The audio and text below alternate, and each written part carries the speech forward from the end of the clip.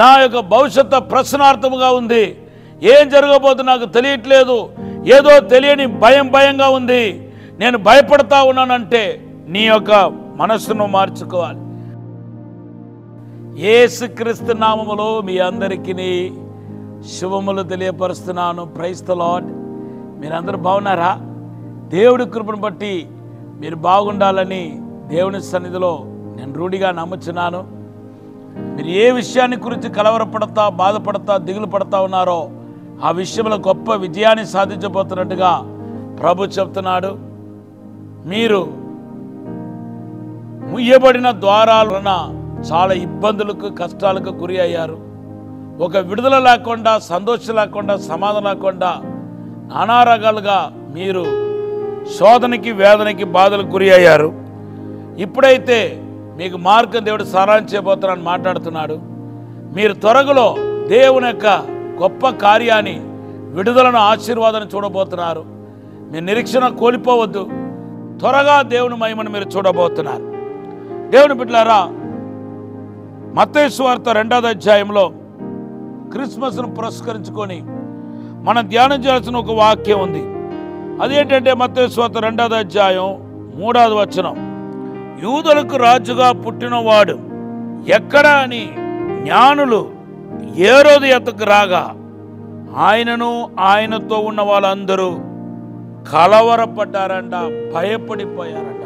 చూడండి, వీళ్ళు భయపడిన హేరోదుతో పాటు ఉన్న ఆయన వర్గీయులు, ఆయనకు సంబంధించిన వారు, ముస్లిం పట్టణస్థులు ఏ కారణం లేకుండా భయపడటం వింతగా ఉంది, విచిత్రంగా ఉంది. ఈ విషయంలో మనం జాగ్రత్త పడాలని ప్రభు మాట్లాడుతున్నాడు.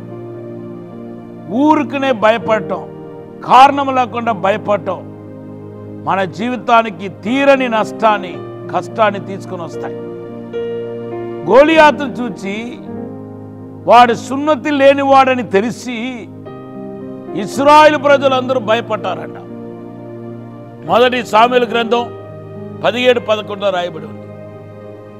అభిషేకం పొందినవాడు భయపడుతున్నాడు, అభిషేకం లేనివాడు భయపడుతున్నాడు, సైనికుడు భయపడుతున్నాడు, దేవుని బిడ్డలు మేమని పిలువబడుతున్న, ఇశ్రాయేల్ అని పిలువబడుతున్న ప్రజలు కూడా భయపడుతున్నారు.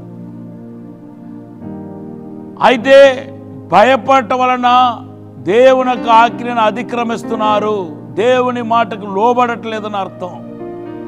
ఎందుకంటే యుద్ధ విషయంలో ప్రభు చెప్పిన మాట ఏంటంటే, ద్వితీయోపదేశ కాండం 20వ అధ్యాయం 1వ వచనం చదివితే, యుద్ధానికి వెళ్ళినప్పుడు శత్రువులు చూసి భయపడకూడదు, వాళ్ళు రథములను, గుర్రములను చూసి భయపడకూడదు అనేది దేవుని యొక్క ఆజ్ఞ. కానీ వాళ్ళందరూ భయపడ్డారు. ఆ భయపడటం వలన ఆజ్ఞను అతిక్రమించారు. గోలియాతు అన్నవాడు బలసూరుడు కాబట్టి ఇశ్రాయేల్ ప్రజలు ఓడిపోలేదు.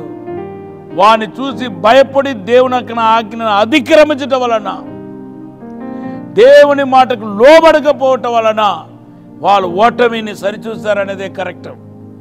ఈరోజు అన్వాంటెడ్ ఫియర్స్, అన్నెసెసరీగా భయపడటం ఎంతో విచారకరమైన విషయం. బైబిల్లో రాయబడి ఉంది, సామెతలు 29:25లో మనుషులకు భయపడే భయం ఉరి అనే మాట రాయబడి ఉంది.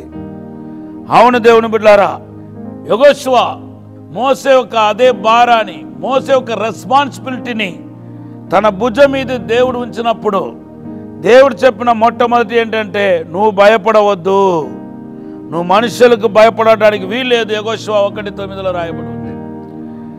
ఎందుకంటే మనుషులకు భయపడే భయం మన దేవుని చిత్తం చేయకుండా చేస్తాయి, ముందుకు సాగకుండా చేస్తాయి. అందుకొరకు 2 తిమోతి 1:7లో రాయబడి ఉంది, దేవుడికి మనం పిరికితన ఆత్మని ఇవ్వలేదు. మరి ఆ పిరికితన ఆత్మని ఇచ్చింది ఎవరు? దేవుడు ఇవ్వకపోతే దెయ్యమే కదా.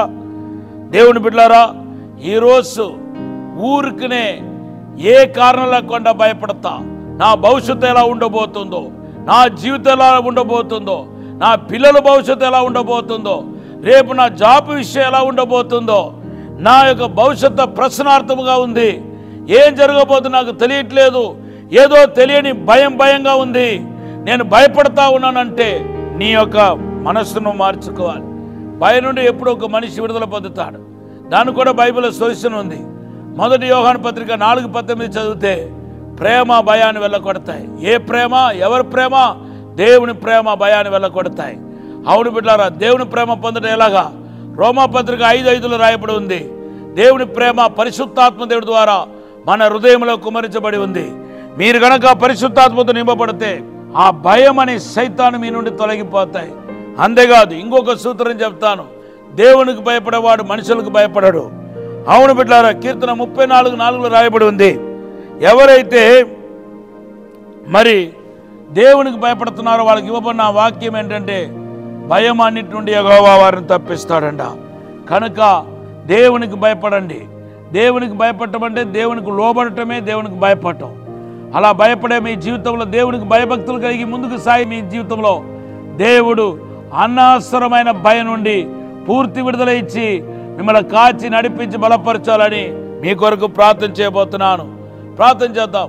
పరిశుద్ధము నమ్మకమైన పరలోక తండ్రి, అన్వాంటెడ్ ఫియర్స్ ఎంతో మా జీవితంలో అయ్యా వేధిస్తుంది, దిగులుకు గురి చేస్తుంది ప్రభా. మీరే విడుదల దయచేయండి ప్రభా. అద్భుతం జరిగించండి ప్రభా. ఆశీర్వాదం దయచేయండి ప్రభా. నీ విడుదల, స్వస్థత, అద్భుతాలు దయచేయమని, తాక్కుమని, తోడుండుమని, సాయం చేయమని యేసు నామములో అడిగి వేడుకుంటున్నాము తండ్రి. Amen, amen. Have a blessed day. దేవుడు మిమ్మల్ని దీవించిన గాక.